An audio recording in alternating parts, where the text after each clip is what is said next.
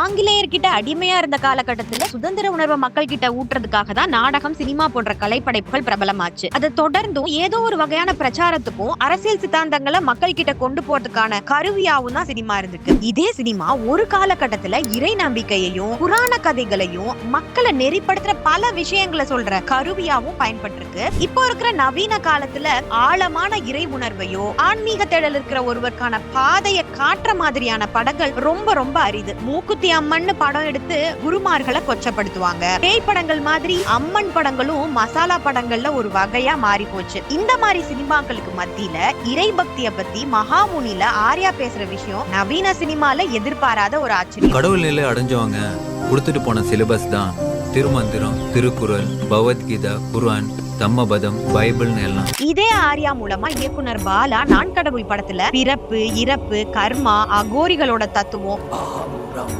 சிவவாக்கியர் பாடல் முதற்கொண்டு பல விஷயங்களை பேசியிருப்பாரு. கை 2 கால் 2 கண் 2 ஆனது. நெல் பயிரையும் நம்மள போலவே ஒரு உயிரா பாக்குற விவசாயியையும், அது ஒரு உசுர் இல்லையா நெல் பயிர், செத்து போவாதா? எச்சி இலைகள்ல சாப்பிடுற சித்தர்களையும், குரு அருள் கிடைக்கப்பட்ட ஒரு மனுஷன் காத்துல கலந்து பிரபஞ்சத்தோட கலக்கிறதையும் ரொம்ப அழகா காட்சிப்படுத்தி சொல்லியிருப்பாங்க கடைசி விவசாயி படத்துல. நம்ம ஊர்ல பெரும்பான்மையானவர்கள் ஆத்திகர்களா இருந்தா கூட பக்திங்கிற உணர்வை கௌரவ குறைச்சல் மாதிரி பார்க்க ஆரம்பிச்சிருக்காங்க. சாப்பாடுல ஆரம்பிச்சு பகட்டான வாழ்க்கை மேல இருக்கிற மோகம், போதை, நிம்மதி இல்லாத ஒரு வாழ்க்கை சூழல், இந்த மாதிரி சமூகத்துல நடக்கிற பல குழப்பங்களுக்கு சொல்யூஷனா ஒழுக்கமும் இறை நம்பிக்கையும் இருக்கும். யோகம், தியானம், குரு பக்தி போன்ற விஷயங்களை கிரிஞ்சுன்னு சொல்லாம உயர்வான குணங்களா தெரிக்கிற அத்திப்பூத்த மாதிரி வர்ற சில படங்கள் வணிக ரீதியா வெற்றி பெறாம போறது ரொம்ப துரதிருஷ்டவசமானது. ஏதாவது ஒரு தமிழ் படம் உங்களோட குழப்பங்களுக்கு தீர்வா, தேடுதலுக்கான பதிலா உங்களுக்கு இருந்திருக்கா? அப்படிப்பட்ட படங்களை பத்தி கமெண்ட்ல சொல்லுங்க.